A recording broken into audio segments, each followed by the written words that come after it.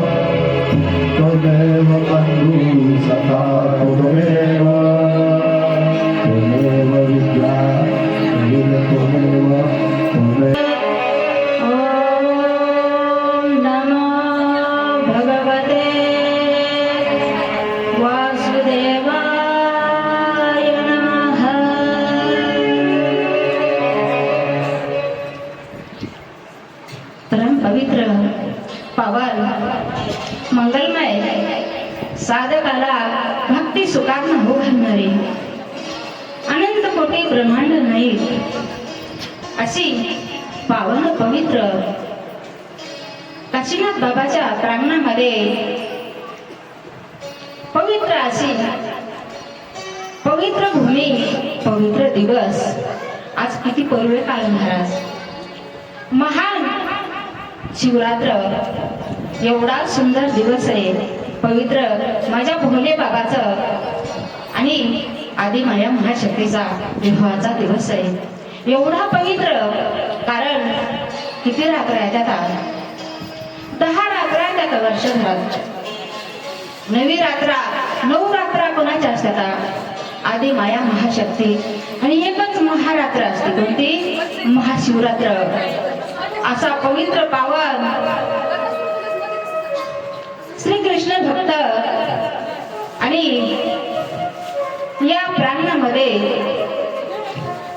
संयोजक नियोजक यांच्या सह्यातून आणि हेनी कार्यक्रम निवेदक सगळ्याला धन्यवाद देते महाराज कारण ह्यांच्या चरणाशी कोटी कोटी नमन करून कारण एवढा भव्य आणि दिव्य कार्यक्रम कशामुळे भेटला इथं तुम्हाला श्रवणाचा लाभ का भेटलाय सगळ्यांनी सहयोग केले महाराज आणि सगळ्याच्या पुण्य माझ्या श्री संताच्या काशीनाथ बाबाच्या पुण्य पवित्र दरबारामध्ये एवढा महान ज्ञान यज्ञ सोहळा बरं आजच नाही 20 वर्ष राहिले अशा ठिकाणी तुमचं खरोखरच भाग्य आहे.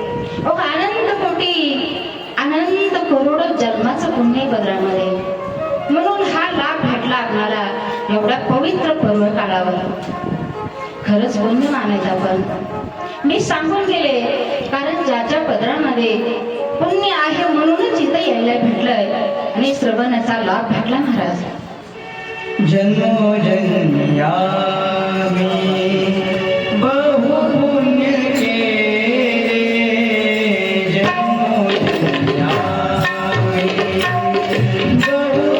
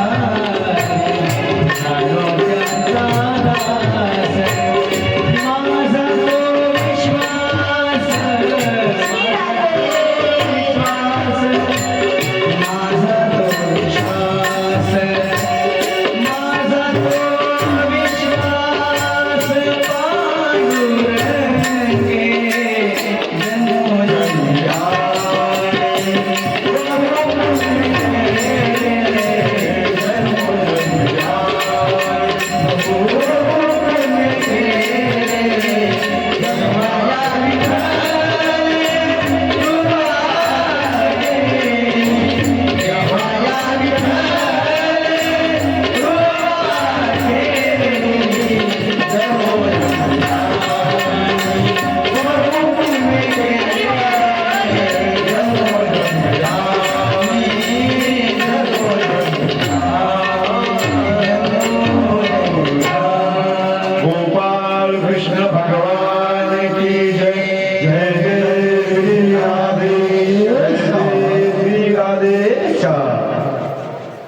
बघा, जन्मोजन्मी आम्ही बहु पुण्य केले, तेव्हा ह्या विद्येला कृपा केली.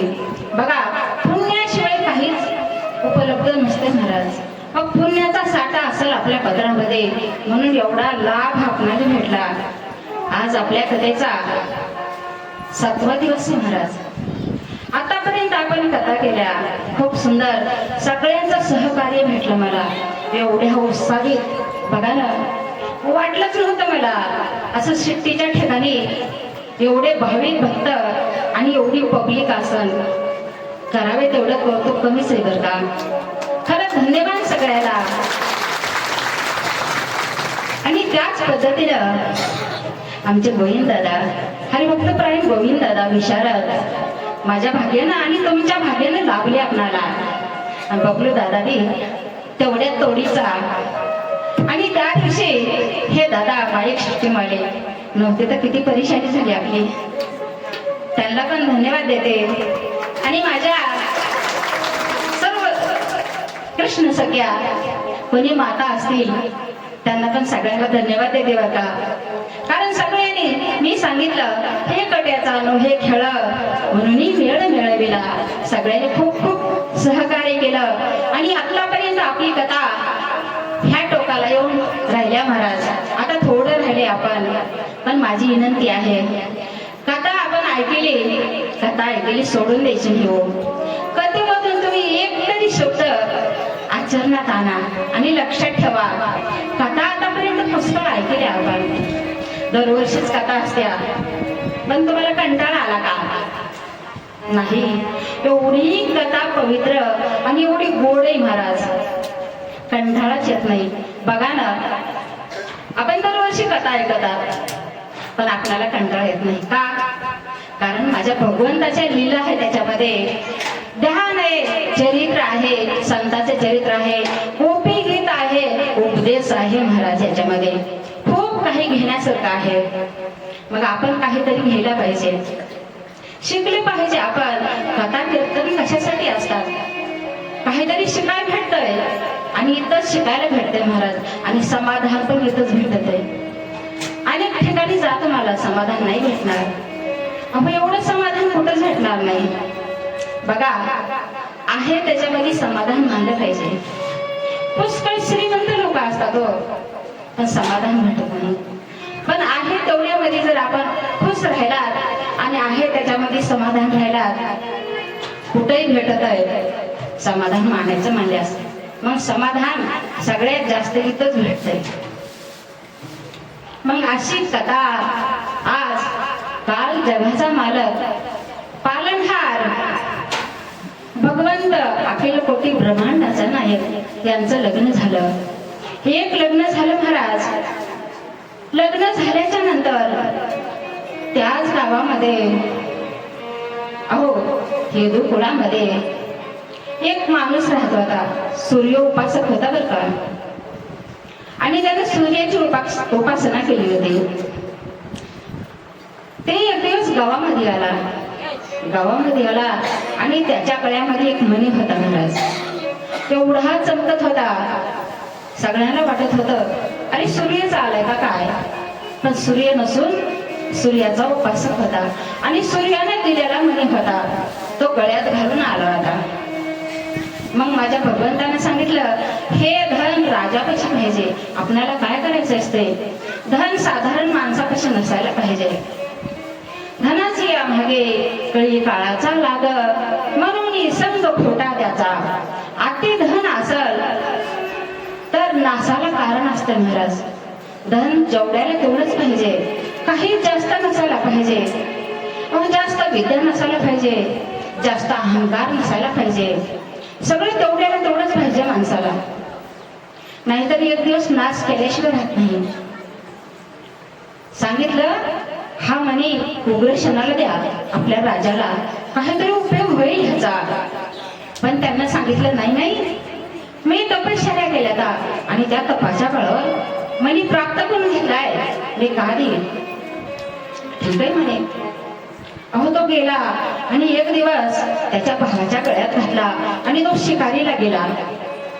आता शिकारीला गेल्याच्या नंतर तो मणी चमकत होता. अहो मणी काय आहे, खायची वस्तू आहे का म्हणून एका सिंहाने झाप घेतली त्याच्या अंगावर. झेप घेऊन महाराज मणी तोडून घेतला आणि त्याला मारून टाकलं. मारून टाकल्याच्या नंतर आता मणी काय खायचा असतो का, सिंह पण गेला. मग ते एक हसवून होतं महाराज. तो हसवला आणि मणी उचलला आणि आपल्या गुहेत गेला. मणी गायब झाला आणि इकडं जरासंध राजाला वाटलं भाऊ पण आला नाही आणि मणी पण गेला. कसं आहे, एखाद्याला वस्तू नाही दिली मागून आणि ती गायब झाली तर वाटतंय ह्यानं चोरून घेतली का काय. आणि ते माझ्या भगवंतावर आळ आला बरं का. त्याचंही कारण नाही, कारण म्हणतात भाद्रपद महिन्यामध्ये चतुर्थी बघायची नसती आणि एक दिवस गाईच्या खुराचा खड्डा काढला होता आणि पाणी साचलं होतं महाराज. त्या पाण्यामध्ये चंद्र बघितला होता कृष्णानं, म्हणून आळ आला होता त्यांच्यावर. चोरीचा आळ आला होता बरं का. नेमकंच देवाचं लग्न झालेलं आहे, नवीनच नवरी आलेली गावामध्ये. आता कितीही चोर असू द्या, खराब माणूस असू द्या हो, पण दुसऱ्याच्या लेखात म्हणलं तर काहीच वाटणार नाही. पण पत्नीच्या लेखात जर कोणी म्हणलं हे तुझा नवरा चोर आहे, खराब आहे, त्याचा अपमान होतो बरं का. एक दिवस रुक्मिणी माता घरात बसली होती आणि अशा उग्र स्त्रिया येत होत्या भेटायला. देवाचं लग्न झालंय, बोलण्यासाठी येत होत्या महाराज. आता बायकांचा स्वभाव आहे, बोलता बोलता सांगू लागल्या बाई किती सुंदर नवरी आहे, एवढी भीमक राजाची कन्या आहे आणि कशी दिली एका चोराला. आता तिने ऐकून घेतलं. अहो चोर म्हणलं तर कोणत्या स्त्रीला आवडणार आहे महाराज. ती म्हणू लागली काय चोरी केली हो माझ्या नवऱ्यानं. बायका सांगू लागल्या अगं तुझा नवरा चोरटा आहे. काय नाही, एक नाही दोन नाही, लहानपणापासून चोर आहे म्हणे हा. आता तिकडे पण चोऱ्या केल्या त्याला नाना प्रकारच्या आणि इथं आल्या सध्या त्याची सवय मात्र गेली नाही. मनी चोरला म्हणे तो. आता हे पत्नीला कळाल्यास आपल्या पतीला सांगितल्याशिवाय राहते का. घरी आली आणि सांगू लागली देवा अहो तुम्हाला काय कमी आहे, चोरी करायची गरज होती का, आपणाला काय करायचंय म्हणे. देव सांगू लागले नाही रुक्मिणी, चोरी नाही केली मी. मग देवाला पण असं वाटलं की चोरीचा आळा आहे माझ्यावर. जो माणूस खरा आहे, सत्यानं वागत आहे, आणि त्याला कोणीतरी चोर म्हणलं, अगर तू खरा बाईस, अगर कुठला जर आळ घातला त्या माणसाला करमत नाही महाराज. आता जो नेहमीचा चोर आहे, नेहमीचाच खराब आहे, त्याला किती बी बोला आणि त्याला किती कोणी काही बी मारा, त्याला काही फरकच पडत नाही, कारण तो असतोच तसा, त्याला सवयीच लागलेली असत्या. पण जो निका माणूस आहे, जो चांगला माणूस आहे, आणि त्याला विनाकारण जर कोणी दोष देऊ लागलं, त्याला मग सहन होत नाही. त्याला मग एवढा राग येते महाराज, मी एवढा सत्यानं वागतोय, मी एवढं चांगला आहे, तरी मला असं का म्हणतात. त्याला राहायला नाही आपल्या कृष्णाला सोबत घ्यायचा म्हणला. आता एक दिवस 4 लोक घेतले सोबत आणि जंगलाचा मार्ग धरला. अहो ते ठसे शोधित गेला बरं का, जंगलातून पुढे गेला आणि त्या ठिकाणी मरून पडलेला माणूस होता, ते सांगडा होता. ठसे बघितले, तिथं काहीतरी घडले असं कळालं. तिथून पुढे गेला, होती महाराज हसवालाची. देवाला कळालं तिथं ठसे उमटले तर हसवालाचे, इथं नक्की काहीतरी झालेलं असावं. मग त्या लोकांना सांगितलं, संघच्या तुम्ही थांबा, मी बघून येतो जाऊन मध्ये. अहो किती दिवस थांबणार इथं, 1 नाही 2 नाही 17-18 दिवस झाले, भगवंत बाहेरच येत नव्हते. मध्ये काय झालं होतं, ज्यावेळेस श्रीकृष्ण मध्ये गेले त्यावेळेस अंधारी गुहा होती महाराज, आणि छोट्याशा मुलीच्या हातामध्ये मणी हाता चमकत होता. देवाने ते मणी घ्यायला प्रयत्न केला, पण ती मुलगी रडू लागली. त्याच वेळेस हसवत जागा झाला.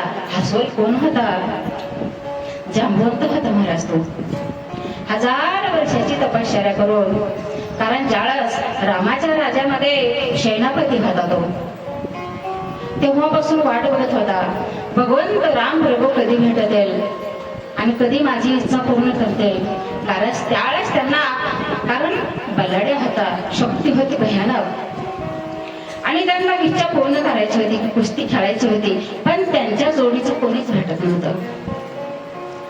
मग देवाने सांगितले, आता नाही, आपण ज्यावेळेस दुपारी योगामध्ये झालं होतं महाराज, नंतर आपण पुढच्या अवतारामध्ये ही इच्छा पूर्ण करू असं वचन दिलं होतं. तेव्हापासून वाटत होता होता. मग जांबवंत आला आणि म्हणू लागला, मनी कशाला घेतला, युद्ध खेळा माझ्यासोबत. अहो 28 दिवस युद्ध चालत होता त्यांचं, कारण दोन्ही सारखेच होते, कोणीच कुणाला हरत नव्हतं. पण ज्यावेळेस लक्षात आलं जांबवंताच्या, कारण मला आतापर्यंत कोणीच हरवू शकत नाही, पण मी मात्र आता घायाळ झालो आणि दुःखीत बसले होते, कोण असेल काय असेल. सामर्थ्याने आपल्या तपाच्या डोळे झाकून घेतले आणि कोण आहे म्हणून मनातल्या मनात आपल्या स्वामीची प्रार्थना करू लागले, रामचंद्र भगवंताची. पण त्यांना साक्षात राम प्रभू दिसले महाराज. मग त्यांनी सांगितले, देवा तुम्ही ह्या अवतारात यायची गरज होती का. अहो मी ओळखीलच नाही की तुम्हाला, तुम्ही तवाच सांगायचं होतं ना, मी मनी देऊन टाकला असता म्हणे. दोघांची मुलाखत झाली महाराज, आणि सांगितलं माझ्यावर आळ आलाय, हे मनी मला पाहिजे. पण जांबवंत म्हणू लागला, हे तुम्ही मुलीला दान दिले, आणि दान दिल्यानं वापस घ्यायचं नसतंय, मुलीला देऊन टाकलाय, आता हे स्त्री धन आहे, वापस कसं घेता येईल. आणि खरं जर म्हणलं तर मला एवढी चिंता आहे, आता मला पण कसा देह त्यागायचा आहे आणि मुक्त व्हायचं ह्या संसारातून. पण एक काळजी आहे माझ्याकडे, कोणती, कारण माझी मुलगी आहे. कुठल्याही वडिलाला आपल्या मुलीचं लग्न करावं असं वाटतंय आणि तिच्या संसारामध्ये सुखी राहावी, मग मी मुक्त झालो, हे विचार होता त्यांचा. पण आता कुणाला द्यायची चिंताग्रस्त होती महाराज. ज्यावेळेस मुलगी उपवर झाली त्यावेळेस चिंता लागत असते वडिलाला, ही मुलगी कुणाला द्यायची, कसं घर भेटल, काय भेटल म्हणून. देवा तुम्ही एक करा ना, माझी मुलगी तुम्ही स्त्री म्हणून आपली पत्नी म्हणून स्वीकारा हिला. देवाला वाटू लागलं, आता जांबवंती सुंदर होती तर का, मनी तर घ्यायचाच होता, कारण आवश्यकच होता, आणि ह्यांचं पण बरोबर आहे, हे तरी मला काय हरकत नाही. मग अशा पद्धतीने जांबवंतीला त्यांच्या हातात दिले महाराज. ज्यामुळे ती सगळं विवाह झाला. आणि भगवंत घरी न येता कुठे गेले म्हणे देऊन टाकायचं म्हणे हे जरासंध राजाला. अहो तिकडे गेले आणि म्हणू लागले हे घ्या तुमचा म्हणे. आळ आला होता माझ्यावर पण मनी जंगलात सापडला. आता ते आळ घातला होता म्हणून लज्जित झाला होता राजा. अहो तिचं लग्न जमलं होतं बरं का, सत्यभामा त्यांची मुलगी होती. पण आता ह्यांना द्यायचं असं ठरवलं आणि तिथे एक लग्न झालं. मग किती पत्न्या झाल्या. लोक म्हणतात पत्न्या का केल्या देवाने एवढ्या. निमित्ताचं कारण होतं. कारणाशिवाय कारण घडत नसते महाराज. मग ह्या पद्धतीनं लग्न झालं. एवढंच नाही, कालिंदा, लक्ष्मणा, भद्रा, मित्रवंद्या अशा सगळ्या मिळून 8 पत्न्या झाल्या देवाच्या. आणि पुढे चालून त्याच राज्यामध्ये शंभरासूर नावाचा राक्षस होता करता. त्याचा असा पण होता की 2000 स्त्रियांना गोळा करायचं, बंदीत ठेवायचं आणि मग लग्न करायचं. सुंदर स्त्रिया राजाच्या उचलून नेत होता आणि गुहेमध्ये बंद करून ठेवत होता. पण 16,000 जमा झाल्या होत्या. अजून 4,000 पाहिजे होत्या. पण त्या स्त्रियांनी काय केलं, गुपित एक पत्र लिहिलं आणि श्रीकृष्णाला पाठवून दिले बरं का. ते पत्र हातात पडलं आणि भगवंत जगाचा मालक त्या स्त्रियाकडे गेला. कधी नरक चतुर्थीच्या दिवशी आणि सत्यभामीला घेऊन गेला सोबत. कारण कोण होता हा, नरकासुरही म्हणतात त्याला. अहो ज्यावेळेस वराह अवतार धरला होता आणि पृथ्वी वर काढायची होती त्यावेळेस पृथ्वी वर काढली. पण पृथ्वी कोण होती ही, शरण आली देवा ह्या अवतारामध्ये माझं लग्न करा. देवानं वराह अवतारामध्ये लग्न केलं होतं महाराज पृथ्वी संग आणि तो मुलगा झाला होता त्यांना. पण एवढा मुलगा याचं पुन्हा हातानं मरून होणे असा वर मागून घेतला होता त्याने. तिने सांगितलं ठीक आहे, ज्यावेळेस तू परवानगी द्यायची त्याच वेळेस ह्याचा मृत्यू होईल म्हणे. पण हे एवढा भयानक खराब निघाला, असा वागू लागला, अधर्माने राहू लागला. मग त्यावेळेस सत्यभामा कोण आहे, स्त्रीचाच अवतार आहे महाराज. सत्यभामाला घेऊन गेले आणि युद्ध चालू होतं. अहो एवढं मस्त बांधलं होतं का नाही ते, कुणालाच जायला परवानगी नव्हती. एवढं सुंदर नगर होतं, एवढं संरक्षण होतं त्याच्या राज्यामध्ये. देवाचं आणि नरकासुराचं युद्ध सुरू झालं. हरत नव्हता. मग सत्यभामेला सांगितलं तूच घे आता बाण, कारण स्त्रीच्याच हातानं तू आईच आहे शेची आणि ही माझा देवाचा मुलगाच होता ना. आता ही सौतर आई असली तरी आईच होती ना. आईच्याच हाताने सांगितलं होतं. ज्यावेळेस आई म्हणेल त्यावेळेसच वध होणार होता महाराज. शंभरासुराचा वध झाला होता.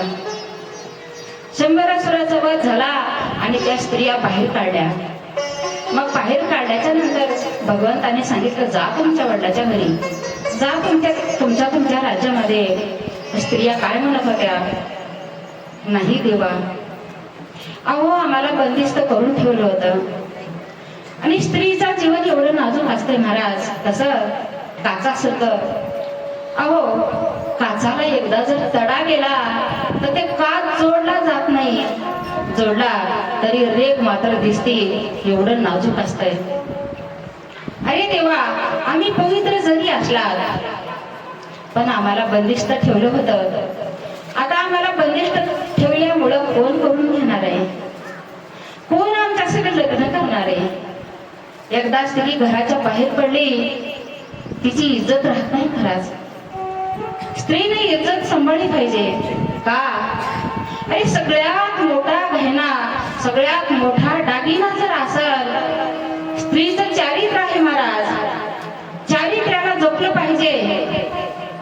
आमचं चारित्र्य आमच्या हातात आहे, पण हे कळना झाले आजकाल. आम्हाला स्वतंत्र पाहिजे, आमच्या नावाचा डंका वाजला पाहिजे.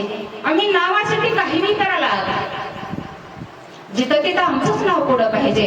बघा हजारो स्त्रियांचे मोबाईल बघा तुम्ही, कळते तुम्हाला. कुणाच्या टिपी घेतात, मोबाईल पुढे घेऊन दिलाय नवऱ्यानं, त्याला रंगरंगोटी करून मेकअप करून मोबाईलवर डीपी ठेवतात. काय गरज आहे का ठेवण्याची सांगा. आम्हाला दाखवायचं नाही जगाला, आमची परिस्थिती पाहिजे. तुम्ही बघा त्या गुरुपतीचं कसं आहे, 5 पतीची पत्नी असून सध्या पतिव्रता होती. शिकलं पाहिजे स्त्रीनं. हे कलंक मला सांगा, अनेक डाग धुल्या जातात, पण एकदा का चारित्र्याला डाग लागला, जगातलं कुठलंही साबण असू द्या, ते चरित्र कधी धुले जात नाही महाराज. जपलं पाहिजे चारित्र्याला, कारण तिचा सगळ्यात मोठा दागिना काय. पण आमच्या शान शोकासाठी, आमच्या प्रसिद्धीसाठी, अहो प्रतिभाताई पाटील शिका तिच्याकडलं. कोण होती? राष्ट्रपती होती. उघडं डोकं दिसलं का तिचं कधी? डोक्यावर पदर होता. शिका त्यांच्याकडनं तुम्ही. हे पदर एवढा मोठा, ह्याला जरीचं सगळं लागलंय काठ. कशासाठी बनविलंय? त्या पदरावर जास्त पैसे येतं महाराज. नाहीतर कंपनीवाल्याने काय केलं असतं, बगर पदराच्या साड्या केल्या असत्या. सगळी किंमत ह्याच्यावर आहे आणि कमी चक्क डोक्याच्या बाजूला टाकून देतात. आता मला तर वाटतंय माझ्या जनाबाईने म्हणली बघ का, डोईचा पदर आला खांद्यावर. डोईचा पदर आला खांद्यावर, भरल्या बाजारी जाईन मी, भरल्या बाजारी जाईन मी. तर आला खांद्यावर, डोईचा पदर आला खांद्यावरी, भरल्या बाजारी जाईन मी, भरल्या बाजारी जाईन मी, भरल्या बाजारी जाईन मी.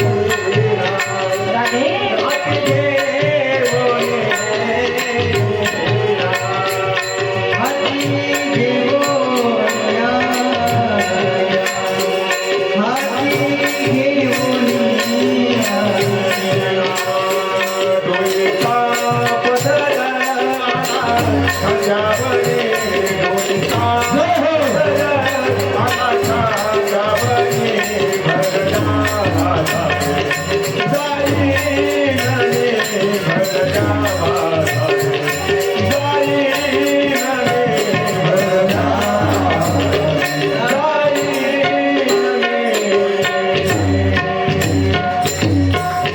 गोपाल कृष्ण भगवान की जय. जय जय श्री राधे, जय जय श्री राधे, जय जय श्री राधे. माझ्या माता माऊलीला क्षमा मागून बोलते. खरं सांगते, ही संस्कृती आपल्या भारताची आहे. खूप पवित्र दिसतो हो आपला. हे जपलं पाहिजे. आपण जर असं वागला, मला सांगा, आपण जर तसं वागू लागला, आपली सूनबाई काय शिकणार आहे? आपण जर असं खांद्यावर पदर टाकून कुणीकडे फिरू लागला तर शाळपण, आपल्याला अधिकार आहे का सुनाला म्हणायला? मग आपणच संस्कार लावले पाहिजे. ते म्हणतात ताई आज लयच हे झाल्या, पण सांगणं महत्वाचं आहे, गरजेचं आहे महाराज.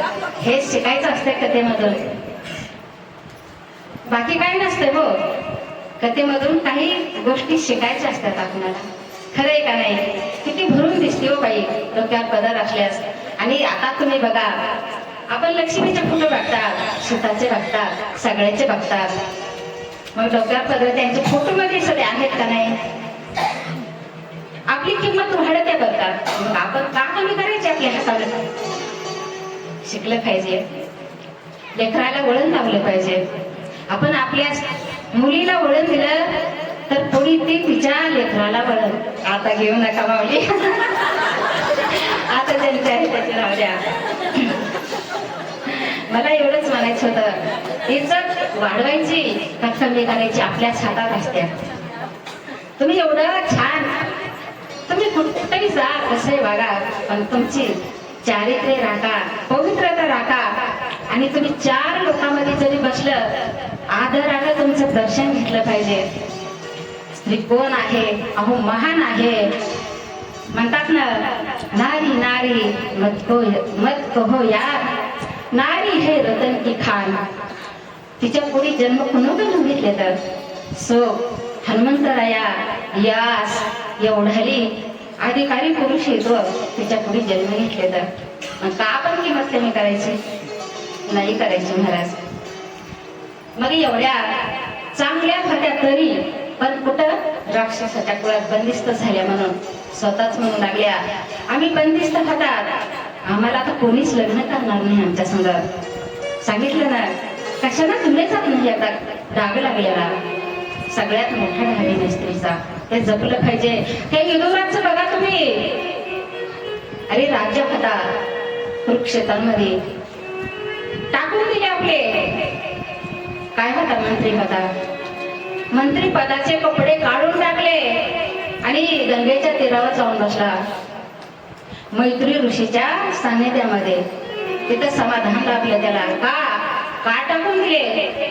आणि तिने वागण्यापेक्षा, आदर धन वागल्यापेक्षा हे झोपडीत बसलेलं कितीतरी चांगलं समाधान देते माणसाला. एखाद्याला वाईट वागून, चोरी करून रात्रभर झोप येत नाही त्याला.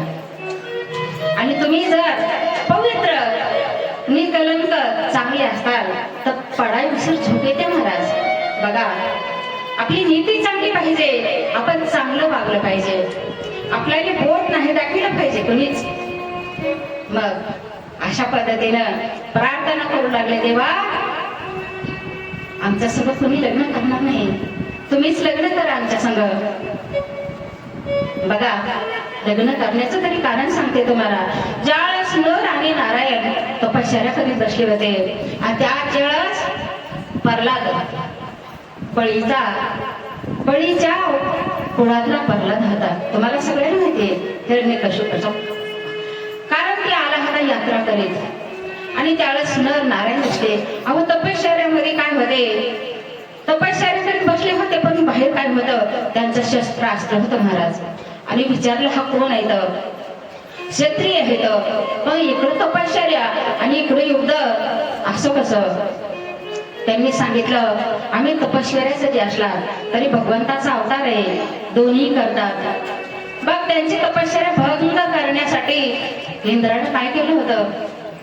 रंभा, मेनका, उर्वशी अशा स्त्रिया पाठवल्या होत्या वरून. पण ते एवढे तपस्वी होते, त्यांनी स्वतःच्या सामर्थ्यामधून आपल्या मांडीतून अशी रंभा नावाची उर्वशी तयार केली महाराज. आणि ती एवढी सुंदर होती, स्वर्गातल्या अप्सरा फेक्या पाडल्या.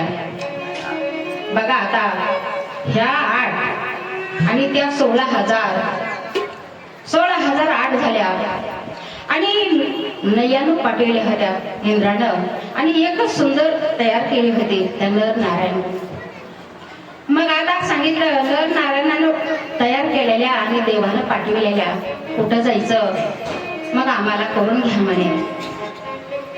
बघा, मग 16,000 आणि त्या 100 अशा करून 108 झाल्या. हे कारण होतं देवाचं.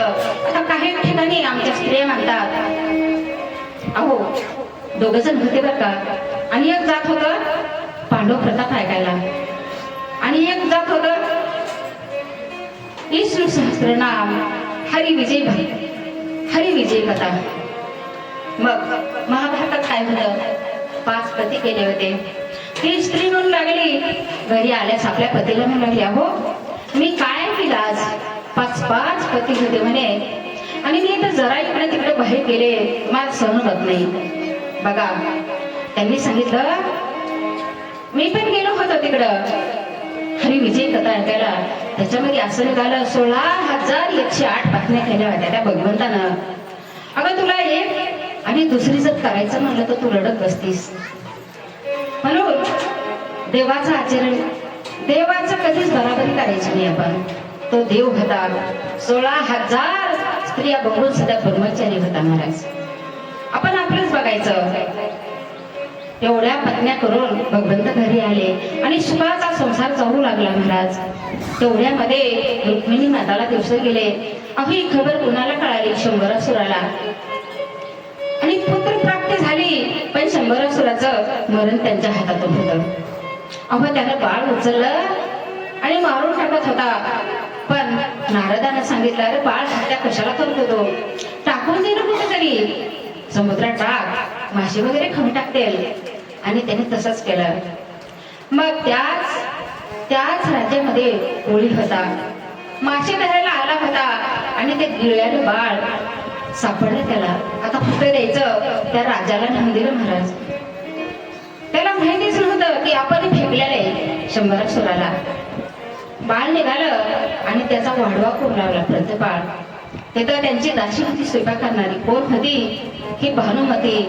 ज्यावेळेस माझ्या भोलेनाथानं बाण सोडला होता, रती आणि कामदेव. मग रती प्रार्थना करू लागली, अहो माझ्या पतीला मारलं तुम्ही, मी काय करायचं? तर देवानं वर दिला होता, जा पुढे चलून भगवानाच्या कुळामध्ये तुझ्या पतीचा जन्म होईल आणि तुला भेटल. मग तेव्हापासून ही रती त्या शंभरासुराच्या घरी होती बरं का, वेश बदलून. ते बाळ लहानच मोठं केलं. मोठं केल्याच्या नंतर ओळख सांगितली, म्हणजे मी पत्नी आहे तुमची. तो कोण होता? प्रद्युम्न होता महाराज, कृष्णाचा पुत्र. भेटला त्यांना, आनंद झाला.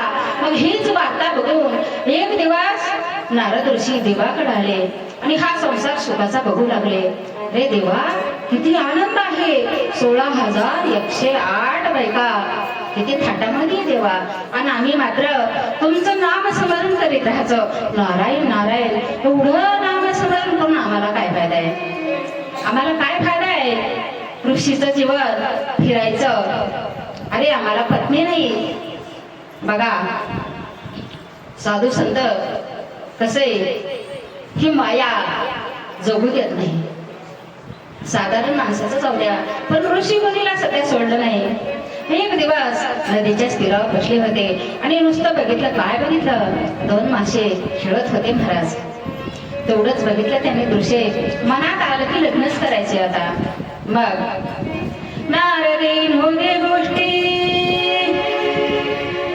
कृष्ण पत्नी मागण्यासाठी, नारदी होई गंगा तटे, 60 पुत्र जन्मले. बघा हो, नारदाने विनोदाने सांगितलं, देवा लग्न करायचंय, लग्न करायचंय. देव म्हणे, नारद ऋषी जाऊ द्या ना, कशाला संसारात पडतात? नाही देवा, मला पाहिजे. ठीक आहे म्हणे, जा आंघोळ करून या आणि माझ्या घरामध्ये जी पत्नी सापडल, जिथं मी नसेल तिथं जायचं तुम्ही. ठीक आहे म्हणे. नारद रोज एका घरात फेऱ्या मारू लागला, पण जिथं जाईल तिथं भगवंत दिसायचा. जिथं जाईल तिथं भगवंत. कुठं नाश्ता करायला येतं, कुठं आंघोळ करायला येतं, कुठं बसलेत असं गप्पा मारीत. आता शेवटचं एक घर आहे महाराज, रुक्मिणीचं. आता एवढे घर बघितले तर एक बघायला काय हरकत आहे? रुक्मिणीच्या घरी गेले आणि देव आहेत का विचारू लागले. रुक्मिणी माता म्हणू लागली, नारद ऋषी देव नाही तिथं. एवढे खुश झाले महाराज आणि मध्ये आले, रुक्मिणीच्या हाताला धरू लागले. अगं रुक्मिणी, चल लग्न करायचंय. रुक्मिणी माता म्हणू लागली, आज नारदाला काय झालं? डोकं फिरलं का काय? बघा कसं ही माया काय करते. ठीक आहे म्हणे, ओळखून घेतलं. जगाची लक्ष्मी माता होती ही आधी माया महाशक्ती. जा म्हणे, काही हरकत नाही, तुम्ही आंघोळ करून या. आणि नारद ऋषी आंघोळ करायला आले. अहो ते शापित होतं सरोवर बघा. ज्यावेळेस आंघोळ करायला आपलं साहित्य बाजूला ठेवलं आणि उडी घेतली मधात, त्या क्षणाला काय झालं? नारदाची नारदी झाली बरं का. अहो कानात कुंडल होते, झुमके झाले त्याचे, गळ्यामध्ये माळा होत्या रुद्राक्षाच्या. मग काय झालं त्याचं? माता मग काय झालं सगळं? चप्पल हार. अजून स्त्रियांना कोणते दागिने असतात? असले दागिने तयार झाले बरं का. एवढे मोठे लांब सडक केस आणि सुंदर प्रकारची स्त्री झाली. वर येऊन बघू लागली तर हे काय झालं म्हणे. आता ती स्त्री झाल्या काय त्याच स्त्रियावर एक भिलाचा राजा होता, शिकार करायला होता. स्त्रीला बघितलं, त्या राजाला वाटलं कोण असेल. आणि खरं सांगते मी तुम्हाला, अरे आपला पती सोडून कुठं फिरायचं नसतं एकट्या बाईला. पती आहे तो सोपा आहे, तुम्ही पती संग जा ना कुठे बी. नाही आम्ही निघाल्या, पण साडकायचं निघायला भेटतात कोणीकडे एकट्याच. हे चालत नाही महाराज. पती सोबत असलं तर किंमत दुप्पट होती तुमची. तुम्ही बघा कोणत्याही क्षेत्रामध्ये जा, लोक काय करतात तुमचे पती, तुमचा पती कुठे गेलाय हे आधी विचारतात. मग म्हणतात ना, पक्षी पंचविन, हाती दंतविन, नदी जलाविन, वृक्ष फळाविन, नारी पुरुषाविन, तसा मनुष्य भजनिविन स्मरण कीजी. आपला जोडीदार घ्या आणि कुठे फिरा की. किंमत नाही तुम्हाला एकट्या जगाच्या कुठे जाऊ लागला तर. माझं काहीच म्हणणं नाही, तुम्ही बाहेर क्षेत्रामध्ये जा, बाजारात जा, अरे कुठल्या कार्यक्रमाला जा, आपला पती सोबत राहू द्या, आपल्या पतीची ओळख राहू द्या. हे पती म्हणलं ना, आपलं शक्ती असते महाराज, नाही तर तुमची शून्य किंमत घ्या. त्याच पद्धतीने त्या नारदाला सहज धरला हाताला आणि गेला घेऊन तिला. संसार करू लागला. एक नाही, दोन नाही, किती झाले, 60 पोरं झाले आणि एक पोरगी झाली महाराज. नाथ महाराजाचं भागवत सुंदर आहे बरं का. भूत लागले नारदाला, 60 पोरं झाले त्याला. बघा, मग नारद एक दिवस लेकराला घेऊन, आपल्या पतीला घेऊन आंघोळ करायला आला. पण पाण्याचा प्रभाव जास्त होता आणि सगळे मुलं काय झाले, पाण्यात बुडून गेले बरं का. आणि मग शोक करू लागला. त्या लेकराला पकडता पकडता तिचा नवरा पण गेला आणि हे मोठ्या मोठ्याने रडू लागला, माझे बाळ कुठे गेले, माझा पती कुठे गेला. खूप जोरात रडू लागला. आणि त्याच वेळेस माझे भगवंत आले आणि हलविले, त्यांना जाग केलं. का रडताय नारद? ते म्हणाले, तर माझे लेकर कुठे गेले, माझा पती कुठे गेला, जागे व्हा. आणि तुम्ही नारद आहेत, कुठं पती आहे तुम्हाला, कुठे लेकर आहेत तुम्हाला. नारद ऋषी भानावर आले महाराज, मायेचे बाहेर पडले आणि म्हणू लागले, बाबा नको हे संसार, हे संसार नकोच मला. नुसतं 2 मिनिटाचं मी स्वप्न बघू लागलं, मायेमध्ये तर एवढा रडायचा आणि एवढा ताप आणि एवढं बंधन वाढलं मला.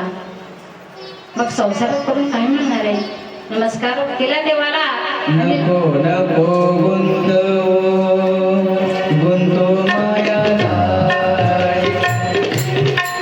नको नको गुंतो मायाला. हरी बोल.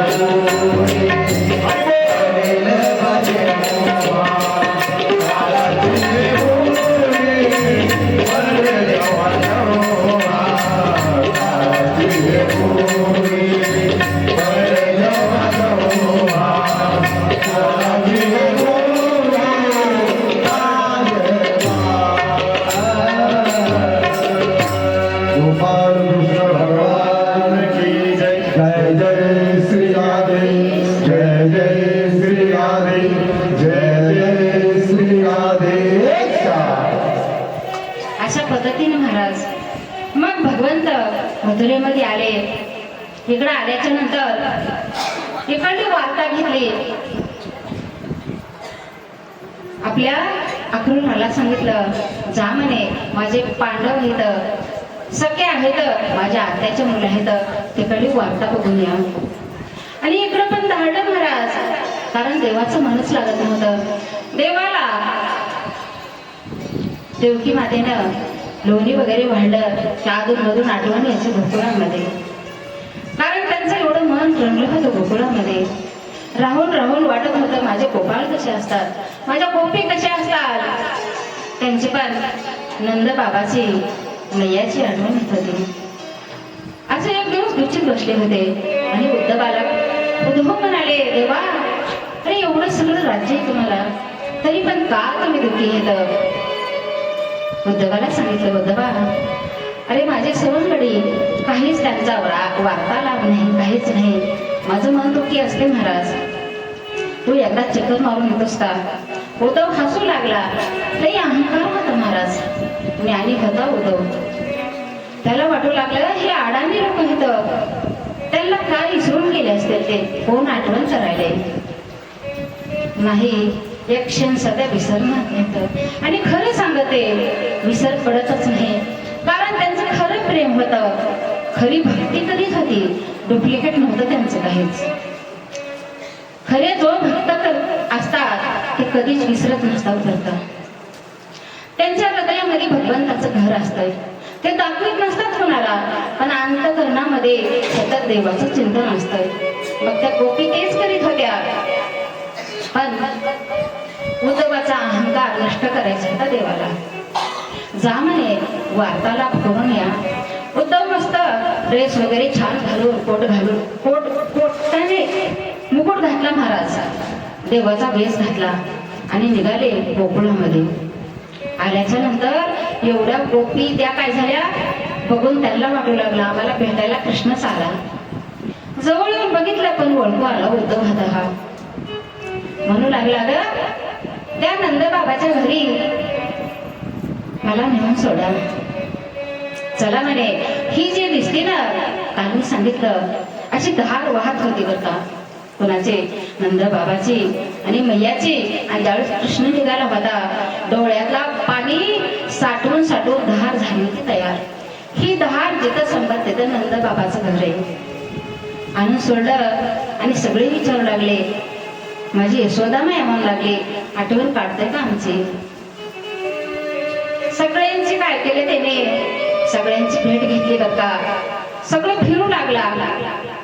आता गोकुळामध्ये काही एक जण होते का, सगळे जमा झाले महाराज. त्यांना वाटू लागले, कृष्णाने आमच्यासाठी काय निरोप पाठविला असेल. प्रत्येक गोपी आणि गोपी येऊ लागले आणि विचारू लागले, आमच्या कानानं काय सांगितलं, माझ्यासाठी काय निरोप दिलाय? त्यांनी सांगितलं, ते तर विसरून गेला म्हणे, तुमची कोण आठवण काढताय? अगं तुम्ही येडे. असं बोलणं ऐकून गोपी म्हणू लागल्या, खरंच आम्ही येडे, आम्हाला काही कळतच नाही. अरे येडे असू द्या, कसले बी असू द्या, पण आम्ही फक्त एकाच देवाला मानतात, तो म्हणजे आमचा काना, तो म्हणजे आमचा कृष्ण, तो म्हणजे आमचा आत्मा आहे. आम्ही दुसऱ्या देवाकडे बघतच नाहीत. कुठेही जाऊ द्या, पण आजही आमच्या हृदयामध्ये श्रीकृष्ण भगवंतच आहे आणि त्याचीच उपासना करतात आम्ही. ह्याला म्हणतात खरं प्रेम. नाहीतर जिकडे जाईल तिकडे झाले महाराज. पहिले गोड बोलला की तोच माझा, पहिलं जायचं विसरून, असं झाले आता. पण नाही, त्या गोपी मात्र तशा नव्हत्या. ज्यावेळेस पुढे गेला आणि एका गोपीने चित्र काढलं होतं, पण त्याला हातपायच नव्हते महाराज. पाय नसल्या कारणाने उद्धव विचारू लागला, अगं तू येडी आहेस का? हे चित्र कुणाच आहे? कानाचाच आहे ना? हो कानाचंच आहे. मग काना काय लंगडा आहे का? पाय कुठे गेले त्याचे? ती म्हणली, मुद्दामच काढले मी. का? अरे माझ्या कानाला पाय होते म्हणून तो गेला मथुरेमध्ये. पण ह्याला जर मी पाय काढले असते कदाचित हे बी गेला असता. आता कळाला मला त्याचा भाव, तो कसा आहे. अरे तुझ्यासारखाच आहे.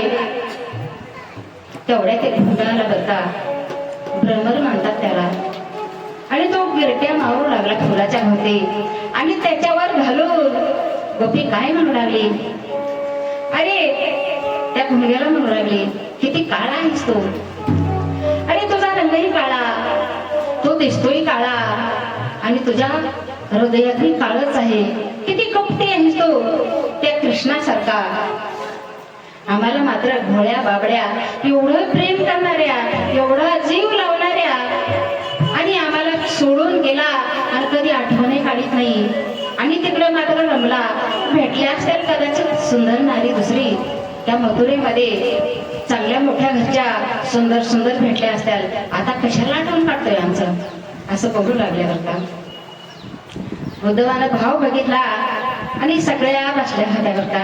राधा बसली होती तिथं, राधेजवळ गेली, राधाचा चेहरा बघितला उद्धवाने आणि विचार करू लागला उद्धव.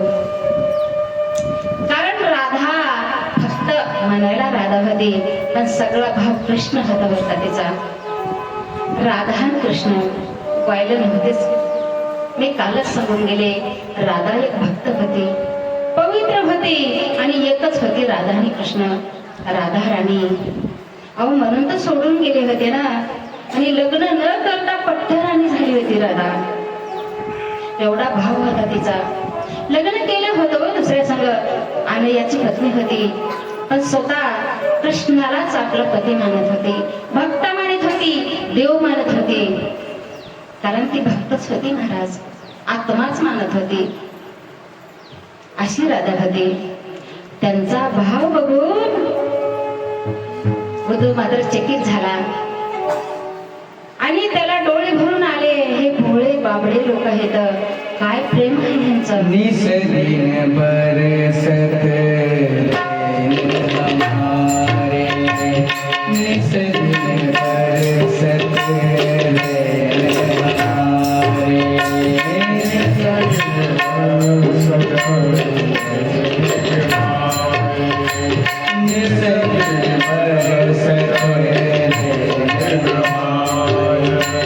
सदा रहत पावस ऋतु हम पर, सदा रहत पावस ऋतु हम पर, जब ते श्याम सिंगार, निस दिन बरसत नैन हमारे, निस दिन बरसत नैन हमारे.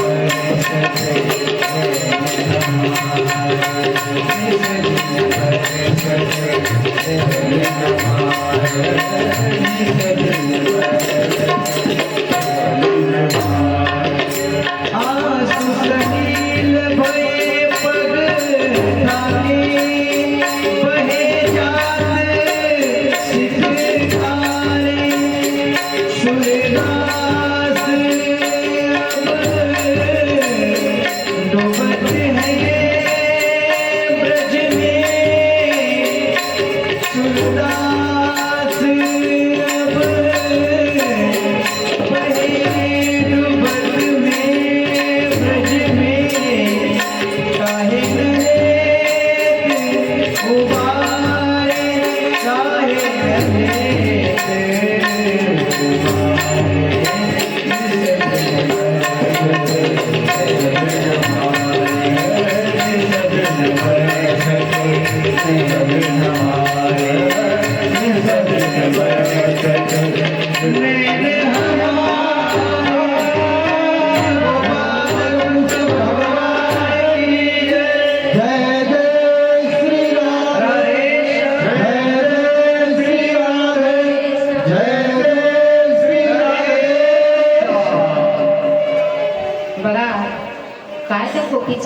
होता आणि त्यात काय राधाराणीचं प्रेम होतं महाराज. हे सगळ्यांचं कृष्ण ध्यानी, कृष्णमणी, कृष्णमय झालेलं गोकुळ अजूनही आठवणीमध्ये बाहेर निघाले नव्हते आणि अभिमान नष्ट झाला त्यांचा. अहो, एक दिवसात वापस येणारा 6 महिने इकडेच राहिला. अरे खरंच ग, धन्य हो तुम्ही. कदाचित माझा जन्म जर या गोकुळात झाला असता तर मला पण भगवंत तुमच्यासारखाच भेटला असता, मला पण कळालं असतं. उद्धव रडू लागला बरं का आणि सगळ्याचे चरण धरू लागला. अशा पद्धतीने ज्यावेळेस वापस निघाला उद्धवजी, सगळ्या सांगू लागल्या आमचा कृष्ण लांब गेलाच नाही, कारण आमच्या हृदयामध्येच आहे. दाखवायचं का? प्रत्येक जण आपलं हृदय उघडून दाखवू लागली तर प्रत्येक ठिकाणी भगवंत हसलेला दिसू लागला. मग उद्धवाला वाटलं देवा, अरे किती छेली आहेस तू राहतोस कुठं? मथुरेमध्ये राहतोस, पण प्रत्येकाच्या हृदयामध्ये आहेस तू, सगळ्यांच्या हृदयामध्ये विराजमान आहे. आणि हसून सांगितलं देवानं, खरंच मी माझी जो भक्ती करीन प्रेमानं आणि मला जो मानेन त्याच्या प्रत्येकाच्या हृदयात आहे मी. अरे कुठं असेल मी, पण सगळ्याच्या हृदयात आहे. दर्शन झालं महाराज उद्धवाचं. उद्धवजी निघाले निरोप घेऊन. इकडं आल्यास अक्रूरजी कुठे गेले होते? कुरुक्षेत्रामध्ये पांडवाचा समाचार घ्यायला. आणि समाचार असा आणला जो जरासंध राजा प्रत्येकाला बंदिस्त करू लागला. बलवान होता महाराज. इकडं काय झालं होतं त्यांना? कारण त्यांच्या मुली दिलेल्या होत्या कंसाला. आता युद्ध झालं होतं आणि विधवा झाल्या होत्या. आता युद्ध करून थकला होता. नाव तरी का पडलं होतं सत्राजित. 17 वेळेस युद्ध केलं महाराज. आता देवाला वाटलं आपल्यासाठी सगळ्या मथुरीवाशीला काय झाले ताप व्हायला त्यांच्यासाठी. मग एक दिवस युद्ध करता करता युद्धामधून पळत गेले भगवंत. म्हणूनच रणछोड नाव दिलं महाराज. रणछोड नाव दिलं आणि डोंगरावर दोघही भाऊ चढले आणि सगळ्यांनी सांगितलं तिकडं द्वारका नगरी तयार करायच्या. पुनर्वसन केलं आणि मथुरामधले सगळे जण द्वारकेला गेले. सोन्याची द्वारका बनवली तिकडं. आणि ह्यांना वाटलं त्यांनी अग्नी लावून दिला. आता अग्नीमध्ये नष्ट झाले जळून. पण हे देव होते, नष्ट होतात का? तिकडं त्यांनी उड्या घेतल्या समुद्राच्या पलीकड. द्वारकेचा राजा द्वारकेत राज्य करू लागला. गड्यानो राजा की रे झाला, गड्यानो राजा की रे झाला, कृष्ण सिंहासनी बैठला, कृष्ण सिंहासनी बैठला, हे कृष्ण सिंहासनी बैठला.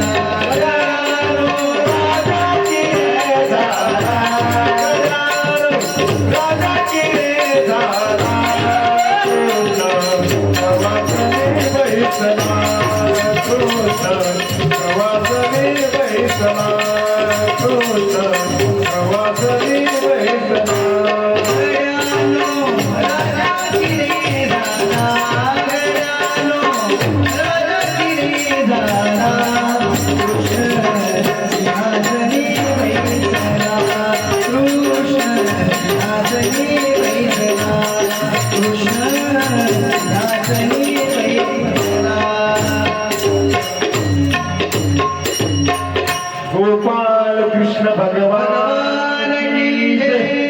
जय जय श्री राधे, जय जय श्री राधे, जय जय श्री राधेश्याम. गढ्यालो राजा की झाला, कृष्ण सिंहासनी बैसला.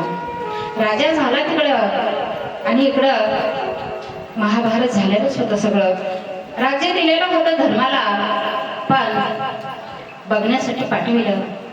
अहो, ज्यावेळेस यज्ञ केला त्यांनी आणि आता आग्रह पूजा कोणाला द्यायची? कृष्ण सकफ होता त्यांचा. सांगितलं या, पण आरती आल्या आल्या काय करायचं? ते जरासंध आहे, खूप त्रास देतोय सोडाच्या भावनेनं. कारण कंसाचा सासरा होता महाराज. त्याचं बघा म्हणे काहीतरी. देव आले आणि ब्राह्मणाचं रूप घेऊन अर्जुन भीम तिकडे गेले बरं का आणि सांगितलं आमचा सुद्धा कुस्ती खेळा. ठीक आहे म्हणे, कारण ते तरबेज होता युद्धामध्ये, कुणालाच ऐकत नव्हता. काय ऐकत नव्हता? कारण जरा राक्षसीनं त्याचं संगोपन केलं होतं, शापित म्हणून टाकून दिलं होतं. 2 भाग असताना जोडलं होतं त्याला आणि सांभाळ केला होता राक्षसीनं. खूप बलवान होता महाराज. दोघं गेल्याच्या नंतर युद्ध सुरू झालं, पण कमजोर होऊ लागला भीमदादा आमचा. आधी तर पहिलं सांगितलं नाही, अरे तुम्ही ब्राह्मण आहात, युद्ध खेळणारा कोण पाहिजे, सारखाच पाहिजे, जोडीदार पाहिजे. मग भीमासंग खेळत म्हणे मी. युद्ध सुरू झालं, भीमाला पण आवरत नव्हता. आता काही मारायचं ठरविलं का? भीम देवाकडे बघू लागले, देवा अरे काहीतरी करा. देवानं खुरविलं म्हणे फाडा त्याला. अहो फाडलं त्याला, असे 2 धरले पाये आणि फाडून टाकला आणि फेकून दिला. परत जोडू लागला ते, परत येऊन चिटकायचं आणि तयार व्हायचं महाराज. काय करायचं समजत नव्हतं. मग देवानं आयडिया सांगितली, असं म्हणे फाडायचं आणि एक इकडं टाकायचं आणि एक इकडं टाकायचं विरुद्ध बाजूला. तसंच केलं महाराज आणि त्यावेळेस जरासंधाचा मृत्यू झाला. पुन्हा इकडे आले, यज्ञ सुरू होता. यज्ञाचा आग्रह भाग कुणाला द्यायचा, पुन्हाची पूजा करायची. आता एवढा प्रयत्न करून ज्ञानदेव सांगे विसाची अपना द्वारकेचा राणा पांडवा घरी. मागे पुढे उभा राहाय संभाळीत आली हा गात निवाराया. कृष्ण सखा होता आणि सगळ्यांचा संरक्षण करणारा. 2 नाते होते महाराज, कुंती आत्या होती आणि इकडं अर्जुन मित्र होता. भगवंत 2 वर्ष राहिला होता. ठीक आहे म्हणे. अहो यज्ञ सुरू झाला, त्याच वेळेस सगळे गोळा झाले राजे महाराजे आणि तिथं शिशुपाल आलेला होता. वक्रदंत आणि शिशुपाल. आता शेवटची जोडी होती बरं का. मी सांगितलं रावण, कुंभकर्ण, कंस आणि इकडे हिरण्यशे आणि हिरण्यकश्यप 3 अवतारामध्ये राक्षस होऊन पडले होते. शंकराने शाप दिला होता त्यांना. आता ही शेवटची जोडी होती. मग ते सांगू लागले, अरे तुम्हाला कळते का काही, हे गवळ्याचं पोरं आणि तुम्ही देव मानता त्याला आणि त्याची पूजा करता. कारण त्यांना कळतीलच नव्हतं महाराज. चांगले लोक, चांगला माणूस आणि देव ओळखूच येत नसतंय. आपली काय कथा आहे, बऱ्याच लोकांना पण लोक ओळखू येत नाही तर फसतात इथं. मी सांगितलं सीतामायाला सध्या कळालं नाही की रावण वेश बदलून आलेला वेशावरच जातात. माझ्या हनुमंतरायाला कळालं नाही. काल मी सरासरी ओळखूच नाही तर खरी माणसं आणि खरी साधू लोकांना नाही ओळखत. फसवेगिरीचं जग चाललेलं आहे. तुकारायांनी सांगितलं ना, तसं डोंगा करी रस नव्हे डोंगा काय बोलला असं वरल्या रंगा. हे वरल्या रंगावर चाललंय. पण माझ्या महाराजांनी सांगितलं, अरे कवर जरी डुप्लिकेट असला तरी आपला माल बघा 100% सोनं असतंय, प्युअर सोनं असतंय. वरल्या रंगावर जाऊ नका, तुम्ही अंतकरण बघा आणि मधला माल बघा. तुम्ही परीक्षा करा, सहजासहजी भुलू नका कोणाच्या शब्दावर, नाहीतर पुढे तुमचा अपमान झाल्याशी गरज नाही. बघा सगळ्यांनी कसं वागलं पाहिजे, पारख केली पाहिजे. जसा सोन्याची पारख करतोय आपण. सध्या दुकानात गेलात तर कपडा ओढून बघतात, कपडा कसा आहे फाडून बघतात. अहो एवढंच नाही, माझी माता माऊली भाजीच्या गाड्यावर जाऊ द्या, 17 भऱ्याची जोडी उचलून बघत या. कुंभाराच्या घरी गेलात तर मडकं वाजवून बघतात, माहितीये ना. मग का फसायचं, अरे हुशार असून का फसायचं. बघा थोडं फस जाऊ नका सहजासहजी, विश्वास ठेवत जाऊ नका. कसं होतंय, डेकनाच्या संगे ही राजू भंगला, दुर्जनाच्या संग सात्विक नासाली. असं असते महाराज. एक ढीग असला कांद्याचा, त्याच्यामध्ये एक जर कांदा नासका असला तर ते दुर्गंध सोडते सगळ्या ठिकाला आणि अशुद्ध वास येतोय. मग हळूहळू ते काय करताय, आजूबाजूच्याला नासवायला सुरू करताय. म्हणून पारख करा चांगल्या माणसाची आणि देवाची पारख करा. कारण जगामध्ये फसवे लोक जास्त निघाले तर बोलतात एक आणि दाखवतात एक. म्हणतात ना, खायचे दात वेगळे असतात आणि चावायचे दात वेगळे असतात.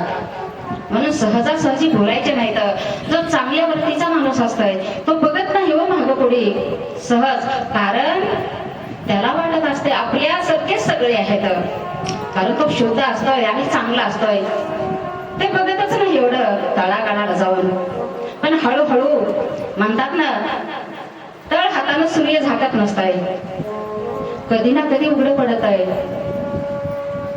हे शिकायचंय ना, बाकी काही नाही. मला सांगायचं काय, शिकले पाहिजे, विचार केला पाहिजे माणसाने. देवाला ओळखीलं नाही हो. स्वतः आत्याचा मुलगा होता, तो लांब नव्हता. आपल्या जवळचे लोक असतात पण आपणाला फसवितात. फसवणारा कधी सांगा जवळचा असतो तो, लांबचं कधीच फसवित नाही माणसाला. पण जास्त दिवस टिकत नाही, टिकतच नाही जास्त दिवस. त्या कावळ्याने रंग फसला होता आपल्या अंगाला, राजहंसासारखा बनला. कशाला? सोना वगैरे मस्त लावला आणि गेला. पण काय झालं, धो धो पाऊस आला आणि एका दिवसामध्ये त्याचा रंग धुवून गेला महाराज. आणि काय दिसलं खाली? काळकुट्ट शरीर दिसलं. टिकत आहे का सांगा डोकी कटकाना? 4 दिवस टिकत आहे, पण खरं ते खरं कधी लपत नसतंय आणि झाकतही नसतंय. अशा पद्धतीने भगवंताला शिव्या देऊ लागला. हे साधारण गवळ्याचा मुलगा आहे आणि तुम्ही देव मानतात. अरे किती चोऱ्या केल्या, बघा ह्याची लायकी तरी काय आहे, ह्याची मिसळायची लायकी आहे का आपल्यामध्ये? बरोबर ज्याची संगत केली पाहिजे माणसाने. संगत करायची तर चांगलीची करायची. आणि मित्र जरी करायचा असला तर कसा करायचा? मित्र आपल्या कामात आला पाहिजे, उपयोगाचा पडला पाहिजे आणि वाईट चांगलं सोचलं पाहिजे. मित्र कसा असावा? दुखडवायला उंबऱ्यासारखा, दुखडवायला उंबऱ्यासारखा मित्र बनव्यामध्ये घालला. मित्र बनव्यामध्ये दुखडवायला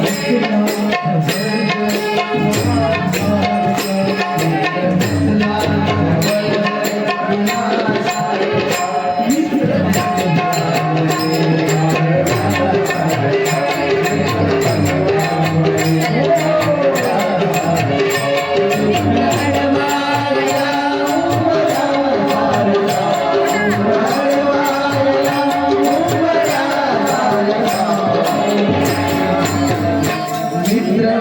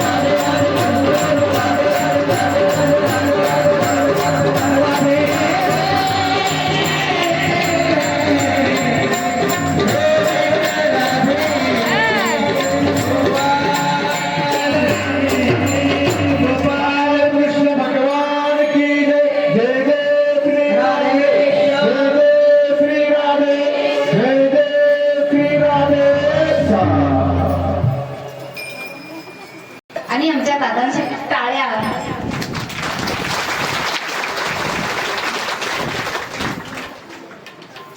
खूप खूप धन्यवाद. झाला आजचा दिवस आहे, उद्या मी सांगणारच नाही तुम्हाला. बघा, ह्या पद्धतीने भगवंताला देश करू लागला. हा काय देव आहे का? आणि एक नाही दोन नाही, आपलाच असून शिवाय देऊ लागला महाराज.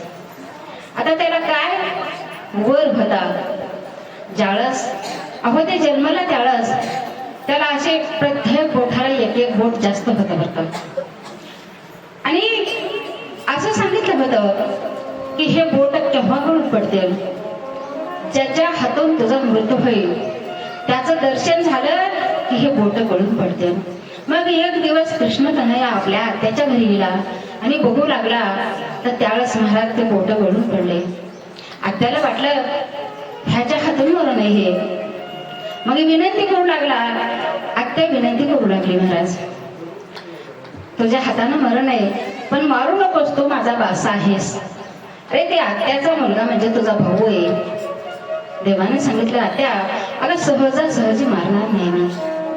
कसं आहे, 1 2 3 असे अनेक गुन्हे माफ झाल्याच्या नंतर मात्र 100 गुन्हे झाल्यासच मारेन मी. बघा, मग त्यानं 1 नाही 2 नाही नयाला शिव्या दिल्या. महाराज का शिव्या घ्यायच्या आणि का कुणाला रागावून बोलायचं आणि का भांडण करायचं? कारण कुणाला संग करायचं, कुणाला शिव्या द्यायच्या. जो आपल्याला अत्यंत प्रिय आहे त्याच्या संगच भांडण करायचं आणि त्यालाच शिव्या द्यायच्या. कारण शिव्या द्यायला तरी त्याला राग येणार नाही. का राग येणार नाही? कारण भरपूर प्रेम असतंय. मग शिव्या कुणा दिल्या होत्या? बघा, कोणी कुणाच्या शिव्या घेत नाही, कोणी कुणाला बोलत नाही. एक शब्द जर बोललं तर राग येतोय. एक शब्द, सती आई असू द्या, राग येते महाराज. पण एवढ्या जगाच्या मालकाने शिव्या सहन केल्या होत्या आणि आता मात्र सहन होत नव्हत्या. कुणाच्या सहन केल्या होत्या हो? बघा, माझ्या जनाबाईने किती शिव्या दिल्या होत्या. अंगणात जाऊन बोट मोडून शिव्या दिल्या होत्या. जनाबाईनं काय दिल्या होत्या माहिती आहे तुम्हाला? तुझी इराण रडकी झाली, तुझे बैस विले मडे, असल्या शिव्या दिल्या होत्या महाराज. पण देव हसत होता त्यावेळेस, रागच येत नव्हता. आपल्या माणसाने शिव्या देऊ द्या तरी राग येत नाही, हसू येत आहे. खरं प्रेम असतंय. आणि एखाद्याने एकही शब्द बोलू द्या पण सहन होत नाही, राग येते महाराज. याच्या मागचं प्रेम समजायचं. आणि खरं सांगते, कोणाची मैत्री जर असेल त्यावेळेस एवढीच काय करायची, आपण परीक्षा घ्यायची. कोणती परीक्षा घ्यायची? कारण आपण किती बी बोला, काही बी बोला, त्याला राग नाही आला तर समजायचं खरं प्रेम आहे. आणि ज्या दिवशी राग येऊ लागला समजायचं हे डुप्लिकेट आहे. आणि खरं म्हणलं, एखादी पती पत्नीच सांगते, ज्यावेळेस पती बाहेरून अनंत प्रकारच्या खोड्या बिड्या काही करून जर आला आणि पत्नीने सांगितलं मला काय करायचंय, करा काय करायचं ते, उशीर झाला होऊ दे, मला काय करायचंय, इथं खाऊन बसले, नटाबिटा करून आले, पार्टीला जाऊन आले, बिनधास्त जा, बिनधास्त या भावे समजायचं की खरं प्रेमच नाही. आणि जी पत्नी वाट बघत बसत्या, तुम्ही का आला नाहीत, तुम्ही असं काय बघतात, हे तुमचं पटतच नाही मला. दुसऱ्याला टाइम दिलेला, बोलल्याला, भांडल्याला ज्या पत्नीला आवडत नाही तिचं समजायचं की हिचं खरं प्रेम आहे. असं असते महाराज डुप्लिकेट प्रेम. मग भगवंताचं खरं प्रेम होतं जनाबाईचं, म्हणून शिव्या घेत होता. आणि हे काय खरं प्रेम नव्हता, सोडाच्या भावनेने शिव्या देत होता. कारण ज्यावेळेस लग्न करायचं होतं रुक्मिणी मातेसंग आणि ह्या देवानं पळून आणलं होतं. शिशुपाल रुक्मिणी संग लग्न करणार होता, जमलं पण होतं, पण देवानं पळून आणली. तेव्हापासून राग होता महाराज. मग आता काढायचं कुठं? तिथं राग काढू लागला. शिव्या दिल्या, सांगितलं शिव्या बसकर आता, पण नाही. ज्यावेळेस 100 शिव्या झाल्या आणि देवानं सुदर्शन सोडून त्याचं मुंडकं दिलं महाराज.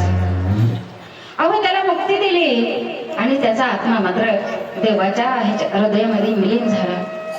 मग अशा पद्धतीने सगळ्या दुष्टांचा काय केला, संहार केला आणि भक्ताचं संरक्षण केलं. पुढं यज्ञ झाला. यज्ञाच्या नंतर आता आपल्याला परीक्षित राजा सात सपून बसला होता उद्धाराचं. कारण सुखदेव सांगत होते चिंतन, अनेक राजाच्या कथा सांगितल्या, गोपी गीत सांगितले, ज्ञान सांगितलं, भक्ती सांगितली, 9 विधा भक्ती सांगितली महाराज. गोपीचा भाव सांगितला. एवढा ऐकून तृप्त झाला होता राजा.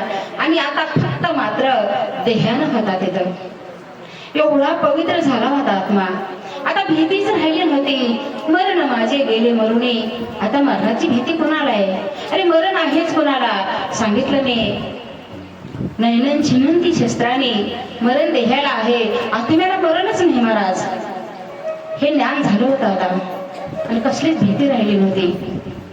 पण ज्ञान मात्र श्रवण करणं चालूच होतं. पुढे देवा, अरे मला अजून एका भक्ताची कथा सांगा. तुम्ही मैत्रीचं सांगितलं, आमच्या गोविंद दादाने सुंदर प्रकारचं गीत गायलं बरं का. टाळ्या. मैत्री कशी असावी हे सांगून दिलं. मैत्री कशी होती पवित्र, कोणाची होती हो. किती दिवस झाले तरी आज ती मैत्री गाजत्या आणि स्टेटस पण ठेवतात लोक. ब्राह्मणाचा मुलगा होता तो सुदामा, आणि दोघं संघच विद्या घ्यायला, विद्या ग्रहण करायला संदीपानी ऋषीच्या आश्रमात होते. त्याच काळामध्ये एका चोरानं चोरी केली हो आश्रमामध्ये. आता आश्रमात काय मिळणार आहे, ऋषीच्या आश्रमामध्ये फळं फुलं, पण एवढे एवढे हरभरे होते महाराज. मग ते हरभरे चोरून नेले आणि त्यांना वाटलं हे पैशाचं गाठोड आहे, बाहेर गेल्यात फेकून दिले. आता ती ऋषी पत्नी म्हणू लागली, अरे एवढेच हरभरे होते आमच्याकडं, ते बी चोरून नेले. कोण दुष्ट असल, जो कोणी खात असल त्याला 12 वर्षाची दारिद्र्य येणार आहे, 12 वर्षाची गरिबी येईल बरं का. आता इकडं गुरु माय म्हणू लागली कृष्णाला आणि सुदामाला, जा आणि लाकडं वगैरे घेऊन या. हे निघाले होते शेतात. मग गुरु मायला ते काटूड सापडलं होतं अंगणामध्ये. हे हरभरे घेऊन जा म्हणे, खाऊन टाका. अहो जड लागलेली होती, पाऊस होता, विजा कडकू लागल्या आणि सरपण काही कोरडं भेटत नव्हतं बरं का. त्या जंगलामध्ये भयानक रात्र, पशु पक्षी सगळेच होते बरं का. हिंसक प्राणी होते. भीती वाटली म्हणून सुदामा आणि कृष्ण झाडावर जाऊन बसले. पाऊस थांबत नव्हता, डरकाळ्या पुढे होते वाघ, सिंह, सोसाट्याचा वारा सुटलेला होता. विजा कडकडू लागले महाराज. तेवढ्याच काळामध्ये भूक पण लागलेली होती आणि सुदामा मात्र स्वतःच गाठोड जवळ होतं आणि सोडून एक एक हरभरा खाऊ लागला. का खात होता माहिती होता सुदामा ब्राह्मण, अरे वेद संपन्न होता, भूत भविष्य जाणत होता आणि खरा मित्र होता, देव पण मानत होता. त्याला माहिती होतं शाखेत हरभरे येत आणि हे जगाचं पालनहार आहे भगवंत माझा. आता ह्यांना जर खायला दिले, 12 वर्षाची दारिद्र्य आलेली, पालन करा का जगाच्या मालकांना दारिद्र्य होऊन बसावं. मग आपणच झालेलं बरं नाही का. ह्याला मित्र म्हणतात. दुसऱ्याचं संकट आपल्यावर घेणारा आणि दुसऱ्याचं हित पाहणारा याला मित्र म्हणतात. आपल्याच पोटासाठी, आपल्याच भल्यासाठी, आपल्याच प्रसिद्धी करण्यासाठी काही लोक असतात, पण त्याला मित्र म्हणत नाहीत महाराज. मित्र असाव तर सुदाम ब्राह्मणासारखा आणि कृष्णासारखा. किती अमर मैत्री झाली हो त्यांची. सगळे खाऊन टाकले आणि कृष्ण म्हणू लागला, सुदामा अरे भूक लागल्या, आपल्या गुरुमाईनं काही दिलं नाही का खायला. नाही देवा. मग काय खात तो. दात का वाजतात. त्यांनी सांगितले थंडी आहे आणि ते दात माझे वाजतात थंडीमुळे. देव म्हणाला तथाच तो. 12 वर्षे वाजते. अरे कडाक्याची थंडी, दात वाजतील, कणकण खायला भेटणार नाही तुला. देवाला माहिती होतं महाराज, न जाणता तो येते अंतरी असे. भगवंत तथाच तो म्हणले आणि घरी आले. त्यांची विद्या ग्रहण केली. गेले त्याळस हे मात्र राजा झाला आणि हे मात्र दारिद्र्य झाला. ब्राह्मण पण एवढा पवित्र होता, कुणाला मागत नव्हता, हात पसरत नव्हता, मानाची अपेक्षा नव्हती त्यांना. 4 घराची भिक्षा मागायचा. त्यांची सुशेला पत्नी होती आणि त्यांना 4 मुलं पण होती महाराज. पण अत्यंत गरिबी. गरिबी काय असते हो. गरिबी काय असते. गरिबी विचारा माझ्या ज्ञानोबा माऊलीला. गरिबी विचारा माझ्या तुकोबारायला. अहो जाळस विठ्ठल पंतांनी रुक्मिणी सोडून गेले. एवढ्या भिक्षेसाठी ज्ञानोबाराया सगळ्या आनंदीत फिरत होते. स्वतःसाठी नाही पण मुक्ताबाईसाठी. अहो थोडं तरी पेट द्या, माझी मुक्ती उपाशी आहे हो, दया करा, कारण भीक घाला माझ्यावर. फार वाईट असते महाराज गरिबी. अहो श्रीमंताला कोणी जवळ करताय. गरीबाला मान नसतंय. खूप वाईट आहे ही गरिबी. गरिबीचे दिवस माझ्या साधू संतांनी भोगलेत आणि आज त्यांच्या ज्ञानावर, त्यांच्या ग्रंथावर आम्ही अशा मोठ्या गाडीत फिरतात महाराज. कुणाच्या जीवावर? अहो, आळंदीत जातात आणि साधू संतांची विद्या ग्रहण करतात. त्यांच्या नावावर कीर्तनकार, भागवतकार आणि एवढाली मानधन घेतात. पण माझ्या ज्ञानोबारायांनी किती गरिबी सहन केल्या. खायला नव्हतं, राहायला नव्हतं, कोणी दारात येऊ देत नव्हतं. आणि हे संन्यासाचे पोर आहेत, ह्यांचं तोंड नाही बघायचं. तुम्ही चालते व्हा, गावात राहू नका, असं म्हणत होते महाराज. बघा त्या तुकोबारायचं, बघा तुम्ही. खायला नव्हतं काही, अहो पांघरायला कपडा नव्हता. जाळस मोरायला थंडी वाजायची, साळीच्या कोंड्यामध्ये भुजून टाकायचे आणि थंडीपासून निवारण करायचं. खूप सहन केले हो माझ्या साधू संतांनी. गरिबीची जाण होती त्यांना, तरी पण कधी उठले नाहीत, मातले नाहीत. शेवटपर्यंत दुसऱ्यासाठीच सहन केले कष्ट. जगाच्या कल्याणा संताच्या विभूती, देह तिष्ठवती परोपकारी. उपकार करीत होते जगावर. सांगितलं होतं आमचा जन्म झाले त्याच्यासाठी. मग उपकार करणारे असे पाहिजे, पण उपकारावर अपकार करणारे भरपूर असतात या जगामध्ये.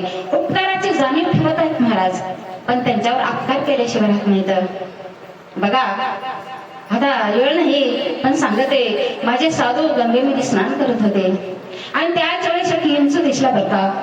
आता ते हिंचू बार बार पाण्यात जात होता. मग नाथ महाराजांनी उचलावं आणि बाजूला ठेवावं आणि त्यांना मात्र डंक मारावा. का? स्वभाव आहे त्याचा. दुसरी माणसाने सांगितले, अहो साधू, येडेत का तुम्ही? ते किती भरे तुम्हाला डंक मारतय, चावतय, तरी तुम्ही बार बार त्याला बाहेर ठेवतात. साधूला काय म्हणा, माझे दयाळू साधू होते. दया अंतरात वसे, दुजे पण आते नसे, असे कृपाळू साधू होते महाराज. त्यांचा स्वभाव आहे डंक मारण्याचा, चावण्याचा. तसाच माझा स्वभाव आहे की जगाच्या उद्धाराचा, जगाचं कल्याण करण्यासाठी साधूची वृत्ती आपण सारी की करी ती तात्काळ. नाही काळ वेळ तया लागे आणि याला साधू म्हणावं, कारण आपल्यापेक्षा उंच पदावर बसवितात म्हणून. पण आपल्या प्रसिद्धीचा विचार करीत नाही कधी. पण असे जगात लोक असतात, उपकारावर अपकार करणारे महाराज. बघा, माझा सुदामदेव मात्र तसा नव्हता. 4च घर मागायचा आणि त्याच्यातच समाधान राहायचं. अहो, एक दिवस काय झालं, भिक्षाच भेटली नाही. त्यांचाच भाऊ होता दुसरा आणि राजाची स्तुती करायचा आणि चांगलं धन मिळवायचा. स्तुती करूच नाही कोणाची, अरे खोट्याची तर करूच नाही. जाऊ द्या, माझ्या तुको करायचं शिकलं पाहिजे. नाटाळाच्या हाती काठी.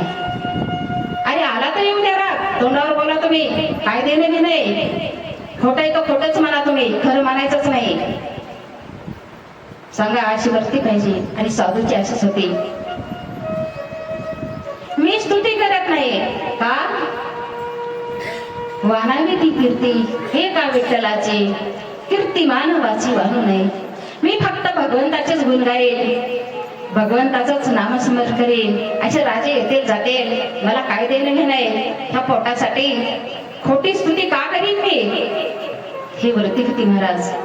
एक दिवस काय झालं, सुशेला म्हणू लागली, अहो आपण पापी आहात आणि भोगालात आपण आपल्या पापाचं फळ. पण ह्या माझ्या मुलाने काय केलंय, 5 दिवस झालं तोंडाला कण नाही, पाणी नाही महाराज. आज सांगावं लागत आहे चतुर्थी आहे, उद्या सांगावं लागत आहे एकादश आहे, परवा सांगावं लागत असतंय महाशिवरात्री आहे. अहो किती खोटं बोलायचं. एवढं सांगतात की माझा मित्र राजा आहे, राजा आहे. काय करायचं राजा, काही देतो का तुम्हाला? आणि म्हणावं तरी कुणाला राजा, अरे म्हणावं तरी कुणाला मित्र, जो आपल्या मदतीला धावून येतो त्यालाच म्हणा महाराज. जा काहीतरी आणा, पण नाही ग, मी मागणार नाही. बाळासाठी तरी आणा, नाही नाही नाही मागणार. आणि माझ्या मित्राला बोलायचं नाही, तो मला काय बोलायचं ते बोल, पण माझ्या मित्राला वाईट बोलायचं नाही, असं म्हणायचं का कसं तर. मग सुशेला म्हणाली, अहो बाळासाठी नाही, आमच्यासाठी नाही, कमीत कमी भेटायला तरी जा. ठीकही म्हणे भेटायला जाईल, पण गुरुच्या दर्शनाला आणि राजाला तसं जायचं नसते भेटायला. काहीतरी नेलं पाहिजे महाराज. ठीक आहे म्हणे, मी काहीतरी आणते. अहो 4 घरी भांडे करीत होती आणि जाऊन म्हणाली, अहो मी काम करते पण त्या कामाच्या बदल्यात मला काहीतरी द्या. तिची मैत्रीण होती महाराज, पण सासर अशी होती. ठीक आहे म्हणे, मी चाललेले काय करा, तांदूळ खाली पडलेले घेऊन जा. आता कुठं कुठं पोहे आलेत बरं का, पण पूर्वीच्या काळात पोहे नव्हते. पोह्याची मिलच नव्हती महाराज त्यावेळेस. कदाचित पोहे आणि तांदूळ एकच येतं. दिले बरं का एवढे. अहो बांधायला सगळ्या चिंधी नव्हती, फटका कपडा होता. बांधले कस तरी आणि सुदामा ब्राह्मण निघाला बरं का द्वारकेच्या दिशेनं. चले श्याम सुंदर से मिले रे सुदामा, चले श्याम सुंदर से मिले रे सुदामा, सुंदर से मिले रे कुमार, सुंदर से मिले रे कुमार, चले श्याम सुंदर से मिले रे सुदामा, चले श्याम सुंदर से मिले रे सुदामा, चले श्याम सुंदर से मिले रे कुमार, चले श्याम सुंदर से मिले रे कुमार। गाते गाते हरे कृष्ण हरे राम, गाते गाते चले मन हरे कृष्ण हरे राम, चले श्याम सुंदर से मिले कुमार, सुंदर से मिले कुमार, चले श्याम सुंदर से मिले कुमार, गाते गाते चले मन में हरी बोल.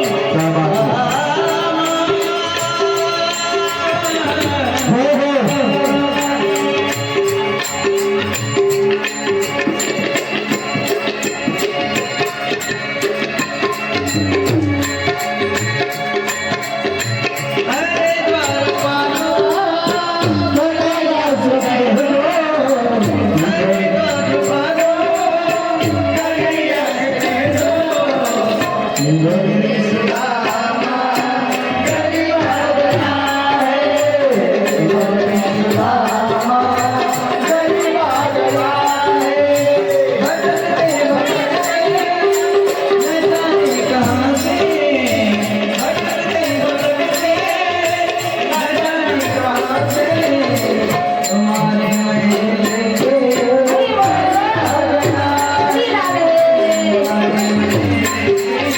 गरीब आ गया है।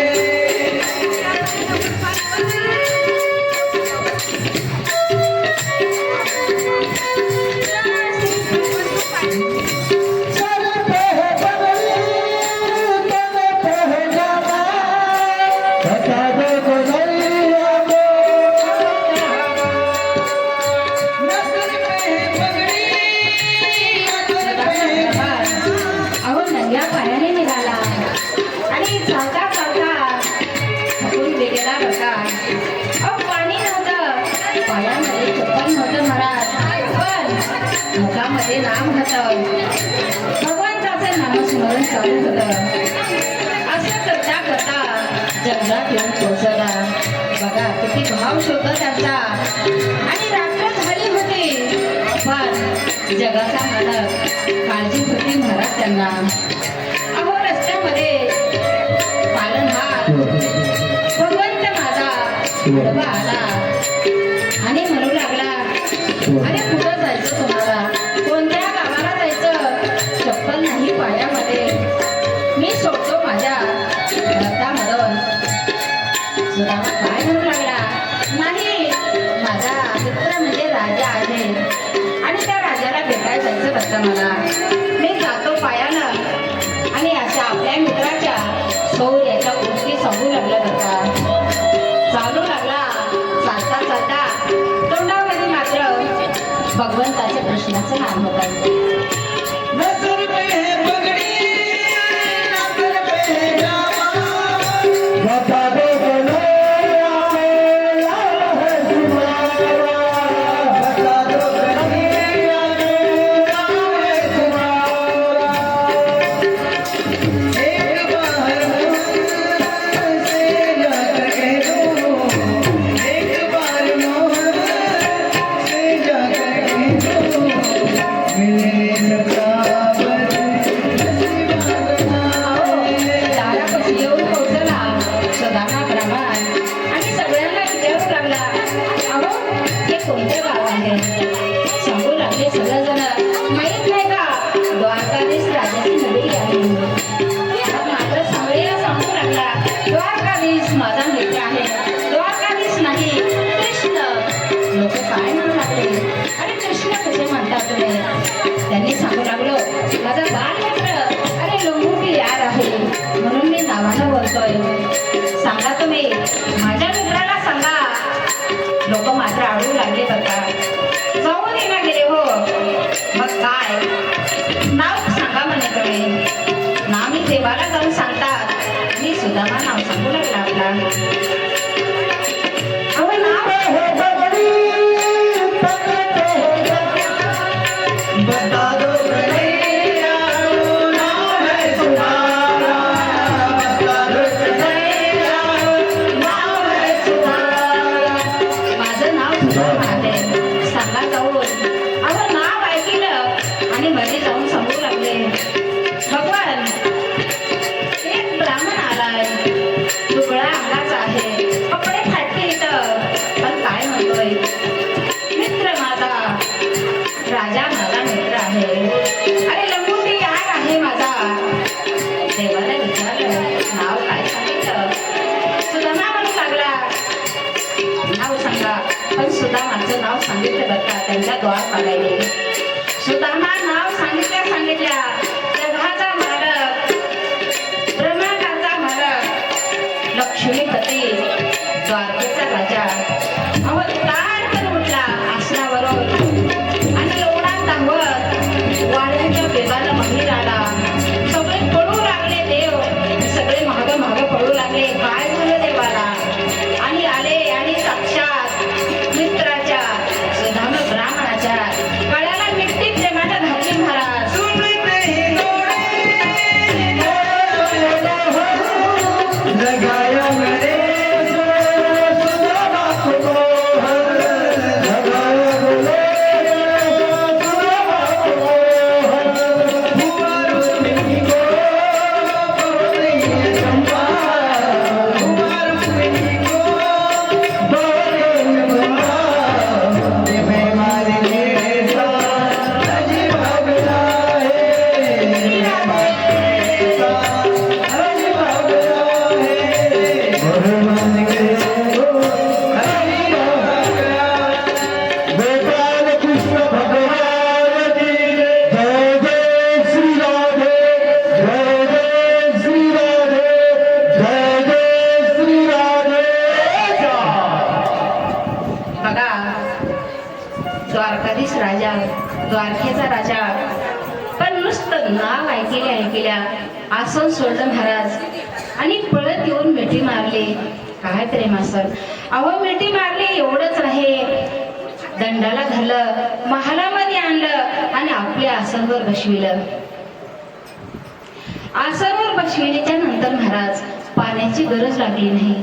आपल्या आसनी चरण धुतले त्यांचे आणि सांगू लागले द्वारकाधीश पत्नीला म्हणू लागले, रुक्मिणी सत्यभामा चला, माझा मित्र आलाय, माझा मित्र आलाय, काहीतरी खायला आणा, पूजा करा, अभिषेक करा. बघा सत्कार केला आणि खुशाली विचारू लागले, सुदामा अरे चांगला आहेस का तो? तुला आठवण नाही का आली आतापर्यंत माझी? तो विसरून गेला का? सुदामा म्हणू लागले, देवा अरे अन्न पाणी विसरल, पण तुला कसा विसरल? कारण बघा ना, रात्रंदिवस चिंतन करीत होते, मग कसे विसरणार आहे? तर कधीच विसर पडला नाही. खुशाली विचारली, महाराज आणि स्नान घातलं, वस्त्र नेसायला दिले, आमटे हातात घालायला दिल्या बरं का. सत्कार केला, सगळं झालं आणि गप्पा गोष्टी चालू लागल्या. भोजन झाल्याच्या नंतर पत्नीची खुशाली विचारली, लेकराची विचारली महाराज. आणि काय म्हणू लागले, अहो कपाळाकडे बघितलं तर काय होतं, धनाचा नाश होईल, धनाचा नाश होईल अशी रेस होती महाराज. आपल्या हातानं पुसून काढले आणि त्यांचं दारिद्र्य दूर व्हावं अशी रेस मारली चांगली. 4 दिवस राहिला आणि जायला निघालते बरं का. जाताना सगळं काढून घेतलं, वस्त्र वगैरे. सुदामा जायला निघाला पण काहीच दिलं नाही. आश्चर्य वाटू लागलं लक्ष्मीला, त्यांना सगळ्यालाच. अहो त्यांनी आणलेली एवढीशी प्रचंड होती महाराज पोह्याचे, आतापर्यंत लपवून ठेवली होती. पण दिसली ज्यावेळेस त्यांचे वस्त्र घालायला दिले त्यावेळेस.